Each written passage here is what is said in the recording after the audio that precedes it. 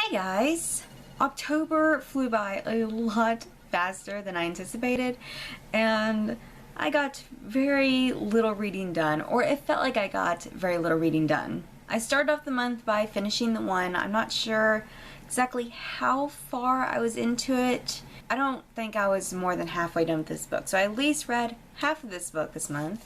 And I was reading this incredibly slowly, and I think that's mainly because this is my favorite book in the first three books of the series. Mostly because it seemed like for the majority of the book, the selection really took the back burner and they dealt with more political stuff, even though the selection was still the main focus. And I rearranged all my posters so you can finally see this one. And I actually got this poster in with the book. On the other side, it's the cover of the first book.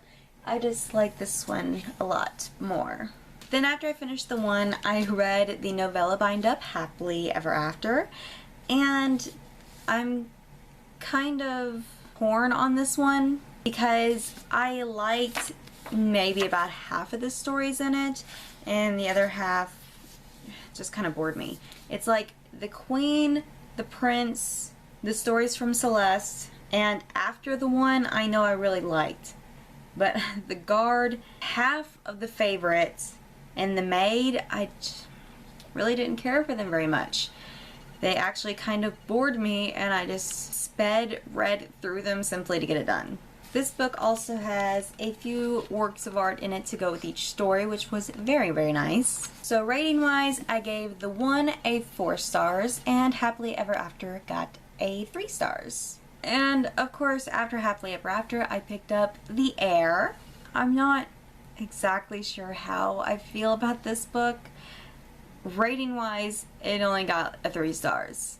And that was mainly because I liked getting to see what Maxon and America's life was after the selection, after they've grown and had kids. And I'm so glad they had more than just one kid.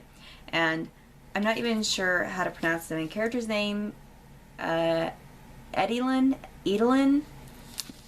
Not sure. They call her Eddie. So I'm going to go with Edelyn.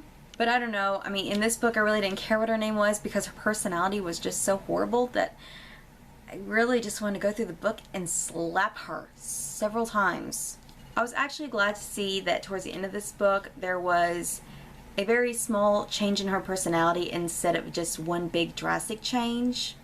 Through both The Heir and The Crown, I mean, the changes in her personality from the self-absorbed, self-centered brat that she was to the more open and caring person that she ends up being in The Crown, I mean, it felt natural, which is something that I really didn't think would happen considering how short The Crown is. I was torn between giving The Crown a 3.5 stars or 4 stars. Ultimately, I decided to give it a 4 stars solely for the fact that she ended up with who I wanted her to be with. And their relationship, it didn't feel rushed, even though in a way it kind of was. On a different note, these two books also didn't make me cry as much as the first 3 books did, and I'm kind of really thankful for that, but the ending of The Heir broke my heart. And I actually ended up crying so much that it gave me a headache.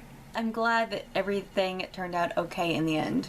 And in between all of these books, I ended up reading the first 3 volumes of Bloody Mary. And funny story, I actually hauled the first volume of Bloody Mary in my recent book haul, but I was looking at the manga on my bookshelf, and it turns out I already had the first 3 volumes of this manga, so a little bit upset about that because mangas are not cheap. But I should be able to return that copy and either get my money back or get another manga. Because after reading these first 3 volumes, I need the rest of the series, and I'm not 100% sure, but this series may still be ongoing. I know that all the volumes haven't been released in the US yet, but I'm not sure if it's finished. But Bloody Mary is about this vampire whose name is Bloody Mary. Very unique name. But he's been living for hundreds of years, and he goes to seek out this priest in training named Mara, who should have the power to exorcise him, which is the only way to kill Bloody because he can be stabbed through the heart, he can eat garlic, he can go out in sunlight, he can walk on holy ground. Nothing affects him.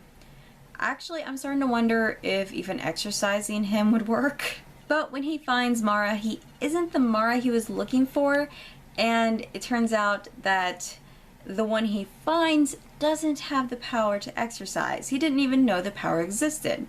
So, at least throughout the first 3 volumes, he's trying to find out why he's never heard of this power of exorcism and why he doesn't have it, when everyone in his bloodline should be able to do it. And until he finds out how to obtain the power to exorcise vampires, Bloody has agreed to be his bodyguard. But this series I have absolutely fallen in love with. Not only because of the storyline, but because of the fantastic artwork, and Bloody is just so adorable. I mean, look at him! And this is him in his like little chibi phase. I have given all 3 mangas 4 out of 5 stars. And from the ending of the 3rd volume, there is a new character that's being introduced, and I know the storyline is just going to get even more twisted because we're finding out a lot more about Bloody, and it makes me wonder if he was always a vampire to begin with. But I'll just have to finish the rest of the series to find out. So these are all the books I read in the month of October. I was really hoping to read more than this, but I kind of hit a rut when I was reading Happily Ever After, and I just really wasn't in the mood to read anything else after that. And I kind of read The Heir and the Crown in the last couple of days. I kind of forced myself to just sit down and read so I could finish the selection series because I wanted to finish those at least. As for my November TBR, I really don't expect to get a lot of reading done because Pokemon Ultra Sun and Ultra Moon come out November 17th, and yeah, I'll be taking a trip to go get both those games and hopefully go to the bookstore. But I know I'm going to want to dedicate at least 3 to 5 days playing those games because I don't like to play them all at once. I like to just string out and play maybe a couple hours each day, and then I like to watch YouTube videos of other people playing the games. So I'm going to try to get as much reading done as I can before the 17th.